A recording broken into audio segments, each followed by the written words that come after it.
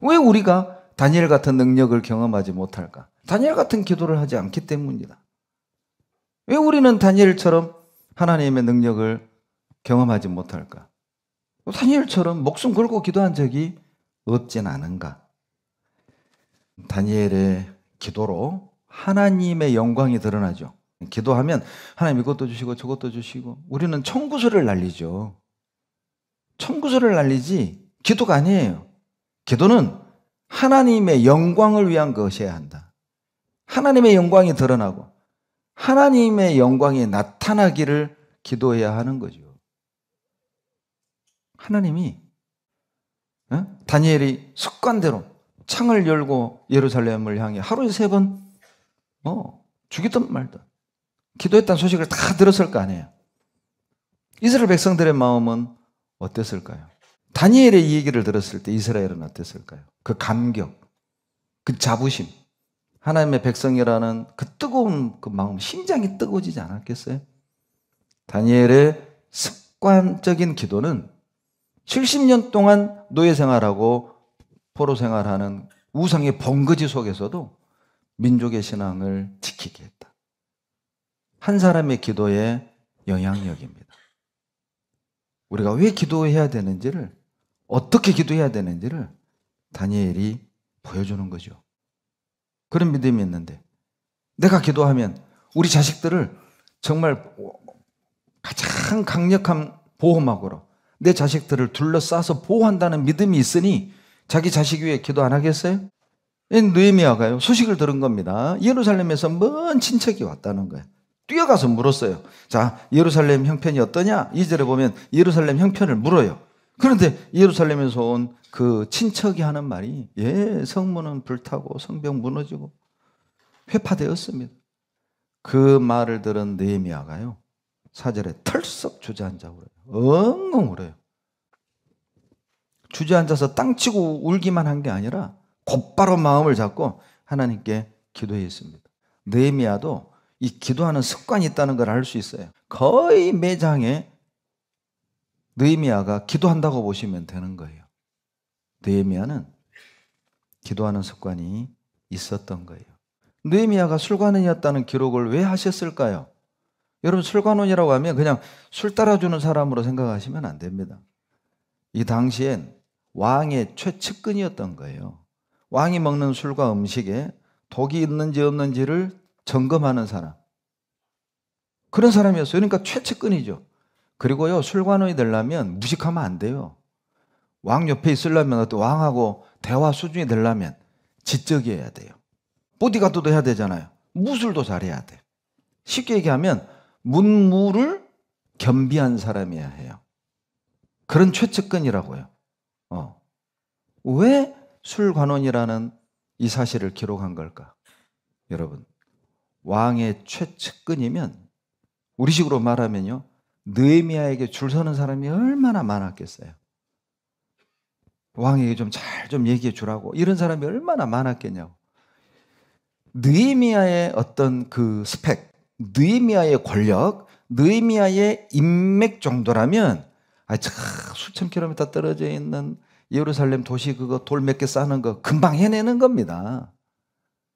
그런데 느헤미야는 자기의 권력, 자기의 인맥을 사용하지 않았어요. 그냥 하나님께 기도했습니다. 인간적인 방법, 인간적인 꾀를 내지 않았다는 겁니다. FM대로, 정석대로 하나님께 기도한 거예요. 왕이 내게 이르시되 그러면 내가 무엇을 원하느냐 하시기로 내가 곧 하늘의 하나님께 묵도하고. 놀랍지 않습니까? 왕이요, 느헤미야 얼굴을 보니까 예전 같지가 않거든. 근심이 있거든. 야, 너 무슨 일 있냐? 왕이시여, 저 별일 없습니다. 야, 거짓말만 네 얼굴에 다 써있다. 무슨 일이냐?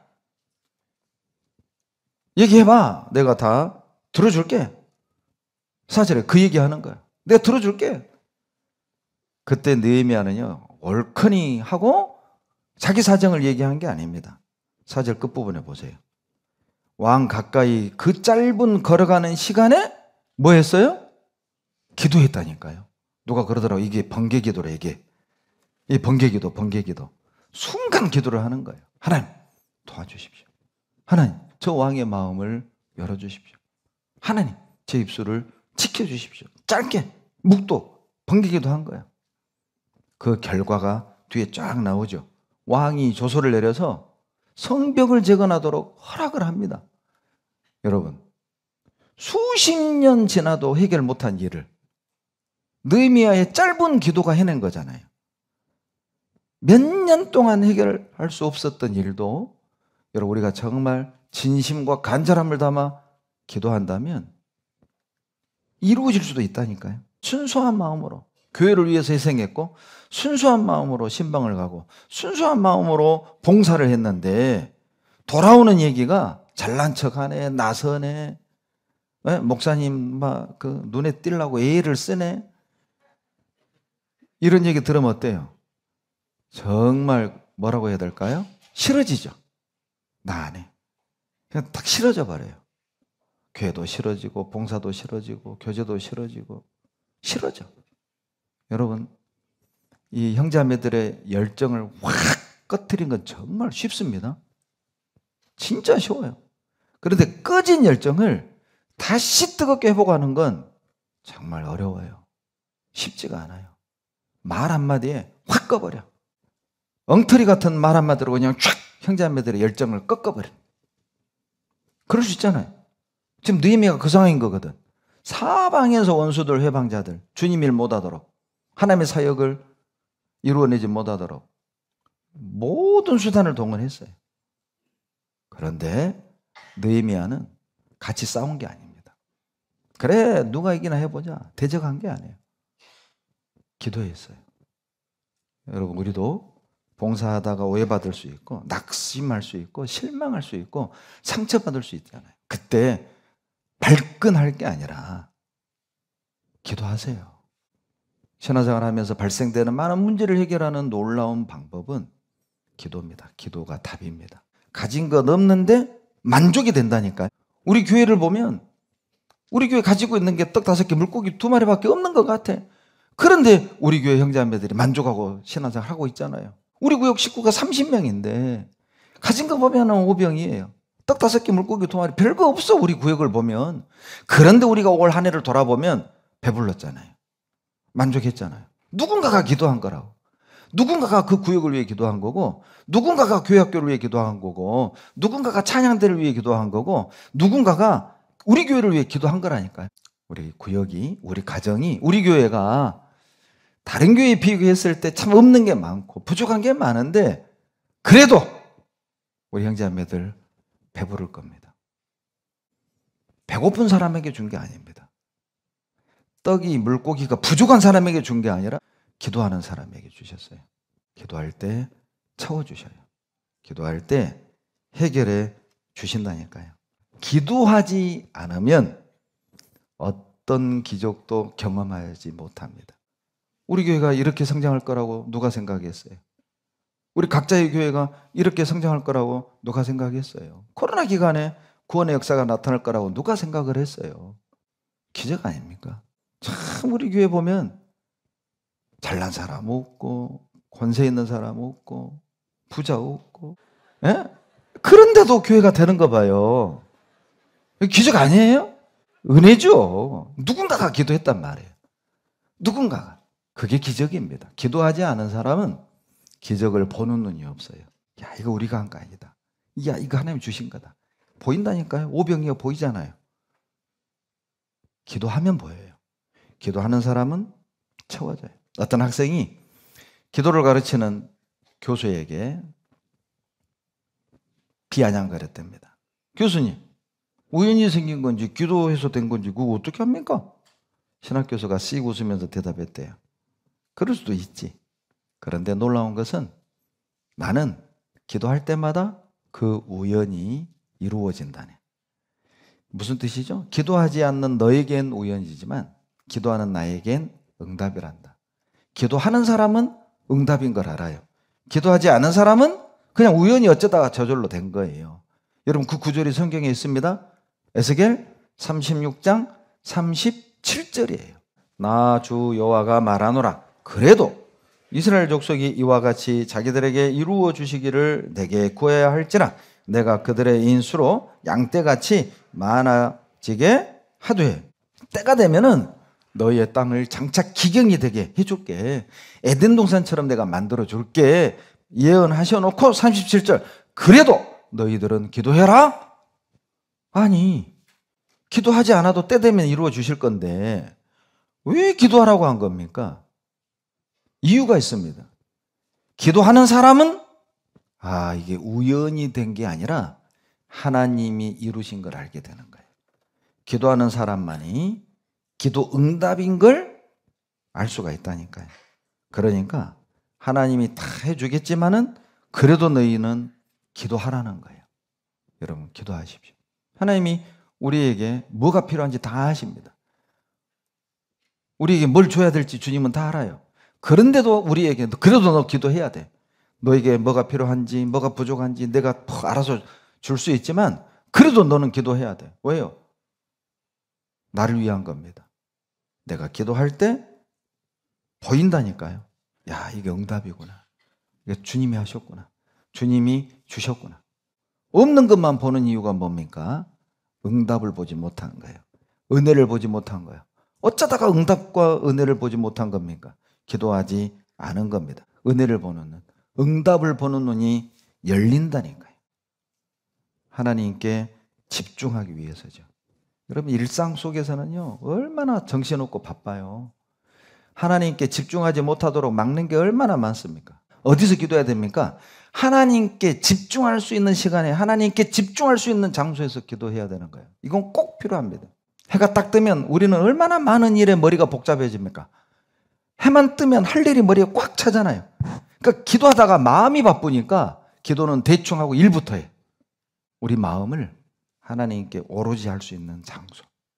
세상의 소음과 딱 차단하고 주님께 집중할 수 있는 그 시간에 기도하는 것이 좋습니다. 기도를 방해하지 않는 시간에 기도하는 것이 좋습니다. 여러분 기도는 청구서 날리는 시간이 아니라 하나님의 음성을 듣기 위해 기도를 하는 거예요. 하나님의 뜻을 찾기 위해 기도를 하는 거지. 하나님 이거 주세요. 저거 주세요. 요거 도와주세요. 요거 해결해 주세요. 그게 기도가 아니라니까요. 그건 요구죠. 기도가 아니에요. 기도는 하나님이 내게 뭘 원하는지, 이 문제를 어떻게 해결하기를 원하는지, 이 감정을 어떻게 다스리기를 원하는지, 저 남편 미워 죽겠는데 저 남편을 어떻게 해야 되는지, 하나님의 뜻이 뭔지, 하나님이 원하는 삶이 뭔지, 내가 어떤 길을 가야 되고 어떤 결정을 해야 하는지 기도하신 후에 바다 위를 걸으셨죠.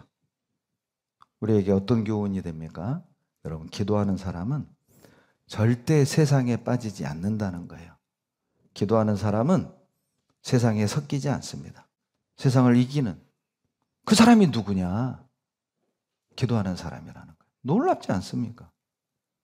우리가 기도하면 직장생활 하면서도 섞이지 않고 직장에서 승리할 수 있다니까요. 우리가 기도하면 이 세상에서 지역사회에서 여러분 세상과 타협하지 않고 신앙의 양심을 버리면서까지 출세하지 않고 우리의 신앙을 지키면서 주님의 이 한기와 영광을 드러내면서 성공할 수 있다니까요. 꼭 세상 사람처럼 그런 비겁한 방법, 불법적인 방법 아니고라도 성공하고 승리할 수 있다는 겁니다. 기도하지 않으면 자기 꾀, 자기 방법, 조그마한 이익을 얻기 위해서 양심을 내려놓고 가서는 안 될 길을 가는 거예요. 기도하지 않고는 이길 수 없습니다. 기도하지 않고는 세상에 섞이지 않을 방법이 없다니까요. 기도는 내가 할 수 있는 것이 없어서 하는 게 아니에요. 할 수 있는 게 아무것도 없어서 그냥 기도나 하자, 나약한 사람이 하는 게 아니라 기도는 강한 사람이 하는 겁니다. 기도는 용감한 사람이, 용기 있는 사람이 하는 거예요. 그게 기도예요. 여러분 기도하지 않고 전도를 한다? 어떤 의미입니까? 찢어진 그물을 던지는 거예요. 기도하지 않고 전도하는 것은 찢어진 그물을 던지는 거예요. 그러니 찢어진 사이로 물고기들이 다 새나가죠. 그렇게 애를 쓰고 했는데 남는 게 없어요. 근데 그 루디아 자매 얼굴 보면은 요즘 실망스러워. 엄청 싸납게 생겼어요. 아주 막 얼굴에 독이 막 있어요. 그래서 이제 묻기도 전에 그 가이드가 설명해 주더라고요. 그리스 종교 전설에 하면 루디아가 장사치잖아요. 그래서 상당히 거칠었대. 아주 셌대, 자매가. 아주 그 센 자매, 센 언니 이런 거 있잖아요. 센 자매였대요. 네. 그러니까 교회를 세운 거예요. 막 야들야들 해갖고 어떻게 교회 세워요? 그러니까 막 말도 막 함부로 하고 상처도 주지만은 그러니까 그 어려운 상황에서도 교회를 딱 세우고 지킬 수 있는, 그러니까 장단점이 있어요. 그러니까 세다고만 손가락질할 게 아니라 저 자매가 세서 교회 된 거예요. 저 자매가 세서 지금까지 버티고 산 거예요. 안 셌으면 진즉 교회 떠날 생각 몰라요. 이게 다 장단점이에요. 기도하다가 여기까지 온 거예요, 지금. 여러분, 기도하면 구원받을 사람 보내준다니까. 제가 아는 자매님 중에 한 분은요, 여기가 이제 거주지란 말이에요. 읍내. 근데 이 자매님은 이 주거지에서 약간 떨어져서 살아요. 덩그러니 혼자. 그러니까 이게 이웃이 없어요, 이웃이. 전도할 수가 없는 거예요. 덩그러니 자기 혼자니까. 그러니까 이분이요, 항상 기도했대. 하나님, 전도할 사람 좀 보내주세요. 전도하게 해주세요. 그런데 이 자매님이 어떤 습관이 있냐면, 설거지하고 집안 청소, 빨래할 때요, 말씀을 크게 틀어놓고 하는 버릇이 있어요. 근데 어느 날 책장사가 책발로 온 거예요. 이 책장사가 책발로 자매님 집에 와가지고 책 팔 생각은 안 하고 마루에 걸터 앉아서 그냥 그 말씀 듣는 거예요. 이 말씀 듣다가 이 책장사 아줌마가요, 그 전도한 분이 어머니 회장하고 책장사가 총무하고 그랬다니까요, 그 교회에. 아니, 전도할 사람 없는데 무슨 그렇게 집회를 많이 하세요. 달달이 그냥 매주마다. 기도할 사람이 없어요. 사람이 없다고요? 그 말은 기도하지 않는다는 증거예요. 물론 어떤 의미인지는 압니다. 기도할 사람이 없다는 말은 가족이나 아는 사람이 없다 그 말이겠죠. 그런데 전도는 가족에게 하는 게 아니잖아요. 전도는 아는 사람에게 하는 게 아니에요. 전도는 멸망당할 사람들에게 하는 거라고. 얼마나 많아요. 전도할 사람이 보인다니까요. 기도하면 복음을 필요로 한 사람이 보여요. 기도하면 하나님이 보내준다니까요. 여러분, 이 일이 기도를 앞서게 하면 안 됩니다. 그 많은 무리들이 몰려오는 것을 보고 야야야야야, 얘가 일이 많다, 야 바쁘다, 야 줄 서 빨리빨리 한 명씩 안수, 이게 아니에요. 이게 아니라 그 허다한 무리들이 고쳐주세요, 도와주세요, 아우성인데 그들을 두고 가서 기도부터 한 거예요. 여러분, 아무리 급해도 기도부터 하셔야 돼요. 아무리 일이 많이 쌓여 있어도 기도부터 하셔야 된다니까요. 기도 없이 봉사를 하고 기도 없이 직장생활 하잖아요. 짜증나요. 기도부터 하세요. 그러면 조용히 술술 돌아가는 거예요. 우리는 막 봉사가 많고 일이 많으면 기도는 대충 하고 일부터 하잖아요. 일이 많을수록 기도를 더 많이 하라. 꼭 새겨주시기 바랍니다. 기도할 때 우리의 신앙은 변화됩니다. 기도할 때 우리의 삶이 변화됩니다. 기도할 때 부부관계가 변화되고, 기도할 때 직장생활이 변화되고, 기도할 때 교회생활이 변화되고, 기도할 때 원수와 같은 나와 갈등하는 그 사람과 관계도 변화된다니까요. 기도할 때 마음이요, 어두웠던 마음이 밝아지고, 기도하면 어두웠던 얼굴도 밝아지고, 기도하면 밝아질 수밖에 없죠. 막 분이 났다가도 기도하면 어때요? 가라앉잖아요. 가라앉잖아요. 그러죠? 네. 그러니 우리가 내가 나를 보면 별로 웃는 낯도 아니고 항상 근심에 쌓여있고 그런 것 같음에도 불구하고 이방인들이 볼 땐 그래도 밝아요. 이방인보단 나아. 우리가. 예. 그러니 기도하시라고. 기도하면 변화됩니다. 이유가 있어요. 신명기 4장 7절에 여러분, 기도할 때마다 우리를 가까이 하시거든요. 하나님이. 신명기 4장 7절에 우리가 기도하잖아요. 하나님이 가까이 온다고 되어 있어요. 그러니까 밝아지죠. 겨울에 난로 가까이 해봐요. 열을 받아서 따뜻하잖아요. 주님 가까이 해봐요. 빛이 난다니까요. 모세가 어때요? 말씀 받고 내려올 때 얼굴이 빛났잖아요. 수건으로 덮었잖아요. 주님을 가까이 하면 빛난다니까요. 기도하는 사람은 자기 원대로 하지 않습니다. 기도하는 사람은 아버지 원대로 되기를 원해요. 기도하는 사람은 십자가를 거부하지 않습니다. 기도할 때 십자가 지고 묵묵히 가는 거예요. 기도할 때 우리의 정욕, 우리의 욕심, 우리의 계획, 우리의 자존심 다 포기할 수 있어요. 기도하면 천사들이 와서 돕는다니까요. 십자가에 못 박혀 죽을 수 있도록 도와요. 십자가를 지고 가도록 돕는다고. 얼굴에 침뱉음 당하고 뺨을 맞아도 견딜 수 있도록 돕는다고. 내 손에 못질을 대고 가슴에 창을 찔러도 참을 수 있도록 돕는다니까요. 기도하는 사람은 자기가 갖고 싶은 것을 위해 사는 게 아니라 주님께 드리기 위해 사는 거예요. 나는 어떤 사람입니까? 기도는 고난의 잔을 피하지 않고 감당하게 하죠. 그렇다면 우리의 기도는 하나님 나 너무 힘들어요. 나 좀 피하게 해주세요. 하나님 나 남편 너무 힘들어요. 나 자식 때문에 너무 힘들어요. 하나님 나 봉사 때문에 너무 힘들어요. 이렇게 기도하지 말고 이제 우리 기도는 바뀌어야 됩니다. 고난을 피하게 해달라고 기도하지 말고 고난을 이기게 해달라고. 고난을 감당하게 해달라고.